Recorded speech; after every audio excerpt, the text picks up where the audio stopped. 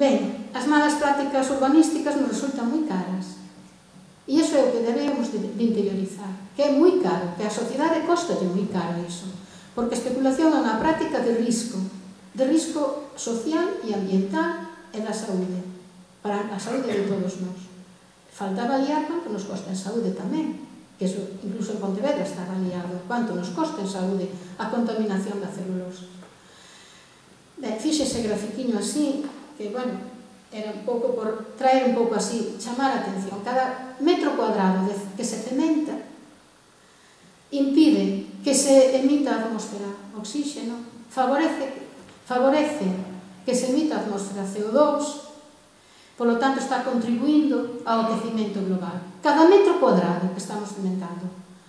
E tamén implica a capacidade de degradación que ten a terra, aínda que esa terra non tuvese erva, pero xa se tiña erva millor, pero aínda que non tuvese erva, se simplemente fose terra, esa auga se infiltra e pode ser depurada. Pero en cambio preferimos cementar e, polo tanto, se gastamos todos en depuración de ríos, de rías, de lagoas, en eutrofización e en perigo de alagamentos. Fixadevos, Lugo nunca na súa historia, que é unha cidade bimilenaria, nunca na súa historia tuvera inundacións.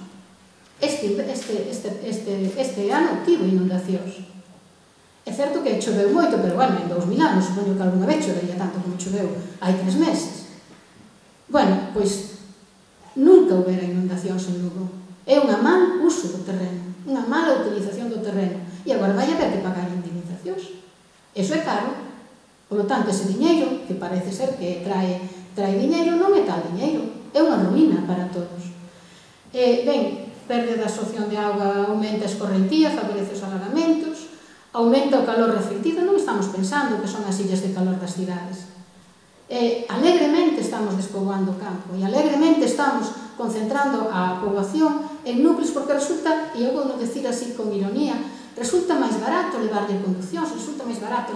Non é barato, porque estamos aquecendo a atmosfera, estamos contribuindo ao dano a moitas outras persoas. Un concepto que é importante é un concepto da solidaridade, tanto sincrónica como diacrónica. É un concepto de solidaridade. Estamos defendendo Galiza, que eu defendo Galiza, que é a miña patria, pero estamos dentro do mundo e estamos provocando danos enormes a imensas camadas de poboación en outros moitos lugares tamén, non só aquí. Ben, polo tanto, gastamos diñeiro en depurar as augas e, polo tanto, aumentamos o consumo enerxético, estamos tirando do consumo enerxético. Polo tanto, todo isto nos vai levando a un incremento, estamos correndo alocadamente hacia unha mudanza climática que está en risco de ser irreversible e non paramos esa corrida realmente tola, non? Ben, bueno, e agora que podemos facer? Porque, ben, todos estamos de acordo en que non está ben o camiño que levamos. Hai xente que apunta, por exemplo, collín do IGEA, do Instituto IGEA, bueno, do 2 de abril de 2016, na súa análise de directrices de ordenación do territorio, propoñen un pacto polo territorio que debería de basarse neses puntos que eles sinalan. Son técnicos, son xente que analizan o territorio desde o punto de vista técnico, que está ben, non? Ben, sinalan eses puntos, xa os ledes aí, bueno, truxen aquí tamén unha análise comparativa para que nos demos conta de onde nos estamos metendo pola lei do solo. Esta análise foi feita por Daniel López Bispo e publicada na revista Cerna no número 61. Como vedes, por exemplo, é moi dramático. Xa se falou da clasificación dos solos aquí, non? Entón, polo tanto, xa non vou falar diso, pero é moi dramático como se está poñendo en maus dos municipios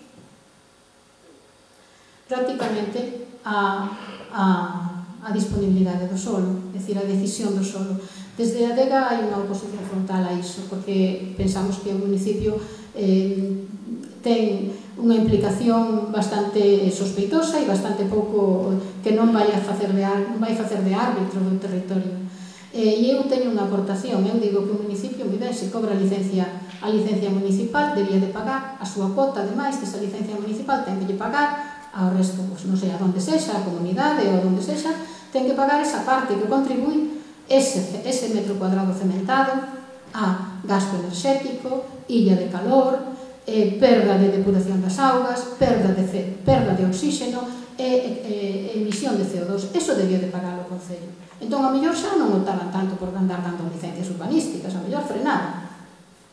Ben, desde a ADEGA tamén se propone un pacto integrador e ambientalmente sustentable, porque estamos aí metidos nun pacto social polo territorio que non damos a cada diante, porque tampouco non somos tantos e hai moito traballo, pero bueno, estamos aí cocendo esa historia.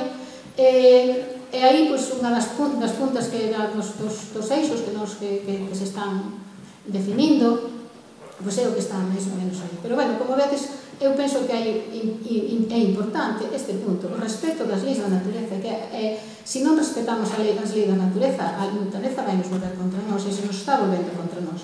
E se non o facemos por idealismo, pois podemos facelo por diñeiro, porque sale caro, hai no que avaliar, e cando se gasta en indemnizacións non se está gastando en escolas, se se gasta en indemnizacións e en todas esas cousas non se está gastando en equipamentos a mellor públicos que tiñamos que considerar.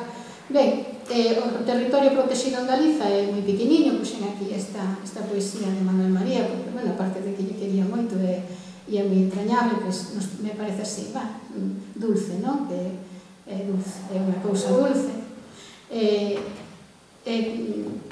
Así salientar que temos pouco terreo protegido, que tiñamos que ter moito máis terreo protegido, porque non é gratuito o terreo protegido, ese é o concepto que temos que ter, é porque dá diñeiro, porque nos fai vivir mellor. Bueno, hoxe, por exemplo, mentre estamos nos aquí, están en Barreiros facendo esta celta de exaltación ao cemento. A mí parece un imaginativo isto, máis cemento, máis talento e menos cemento, parece unha opción imaginativa. Bueno, por ver a raza costeira levoulle moitos séculos facelo, construíla ao mar, e agora, bueno, estáse destrozando por un diñeiro rápido, non? Ben, hai tamén hoxe tamén, se está dando unha charla defendendo Monte Pindo Parque Natural, precisamente, hoxe mesmo, a estas mesmas horas que estamos nós aquí. Por lo tanto, quer dizer que este povo tamén móvese, este país móvese, sabe todo, non? Ben, nós desde a ADEGA damoslle moitísima importancia ás infraestructuras como causantes como factores que provocan a estructuración do territorio, pero non quero citar as autoestradas, porque me parece que as autoestradas xa temos bastantes, posiblemente non sexan tan necesarias.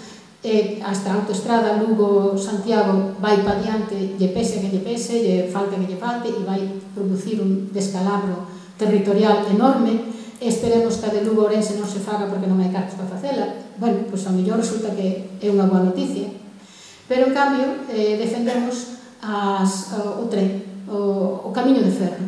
O camiño de ferro como un medio ecolóxico, sustentable, económico, que pode levar mercadorías e pode levar xente, e que non é contaminante.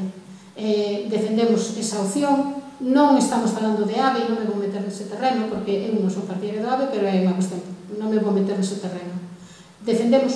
Polo tanto, defendemos unha integración do territorio que sexa en base a unhas vías de comunicación deste tipo. Trens de cercanía e proximidade, e non poluintes, e baratos, e seguros, sobre todo. Pensemos na seguridade tamén.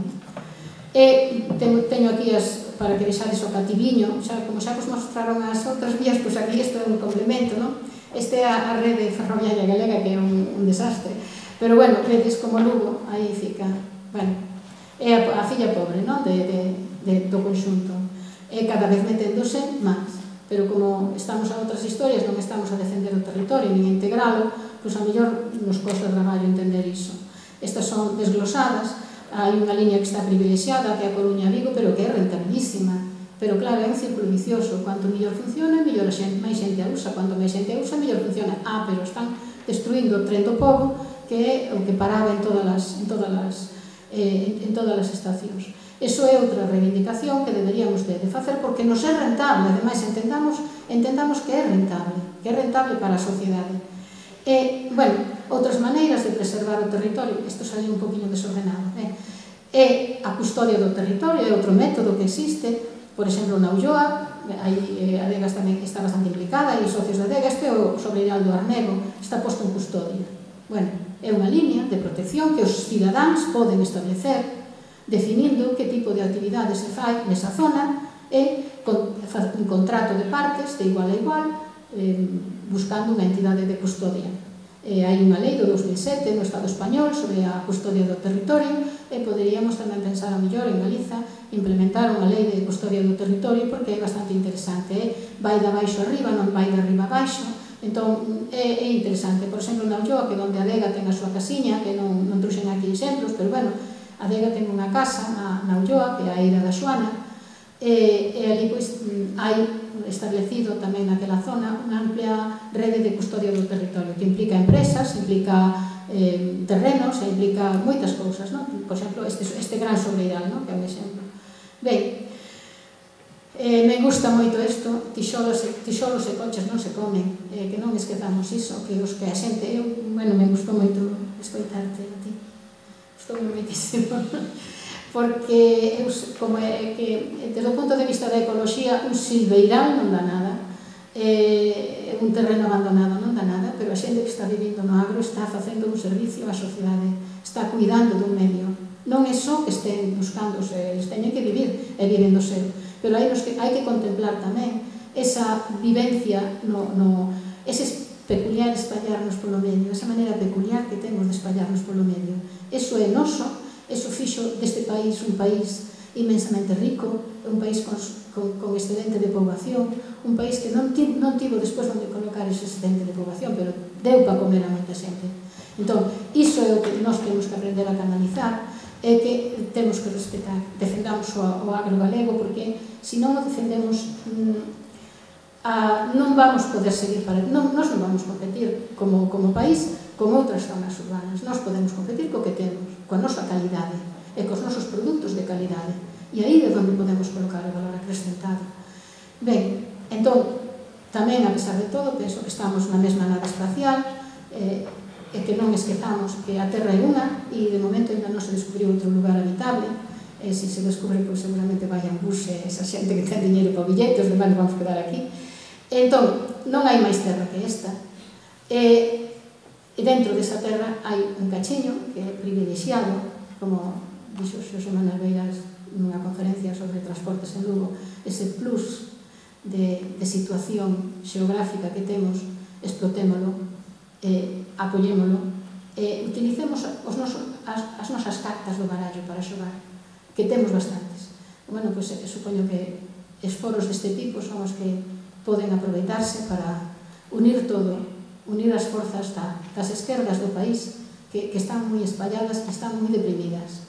En vez de estar deprimidas, utilicemos os nosos valores, utilicemos os nosos triunfos do barallo para xogar con eles.